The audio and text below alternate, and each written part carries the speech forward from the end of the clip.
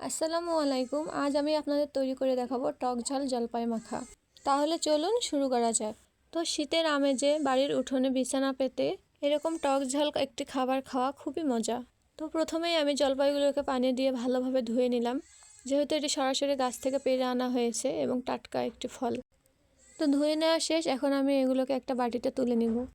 তো এখানে একটা কথা বলে রাখা ভালো, আমার ভাগ্নি, আমার বোনের মেয়ে, ও আমাকে এই ভিডিও করতে এবং এগুলো করতে অনেক সাহায্য করেছে।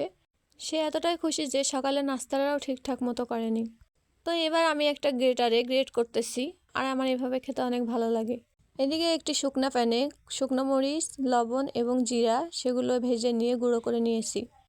তো এখন গ্রেট করা জলপাইগুলোর উপরে আমি এখন আমার গুঁড়ো করা মশলাগুলো দিয়ে দিলাম এবং সাথে চিনিও দিয়ে দিলাম, যেন বেশি ঝাল বা টকটা বেশি না লাগে। এবার কিছু উপর দিয়ে সরিষার তেলও দিয়ে দিলাম। এখন এগুলো সুন্দরভাবে মেখে নিতে হবে। ঝাল বা চিনির পরিমাণটা আপনারা আপনাদের মন মতো নিতে পারেন। আমি যেমন খাবো আমি তেমন নিয়েছিলাম, যদিও বা ঝাল একটু বেশি হয়েছিল, তবে কোনো ব্যাপার না। তো যাই হোক, তৈরি হয়ে গেল আমার লোভনীয় জলপাই ভর্তা।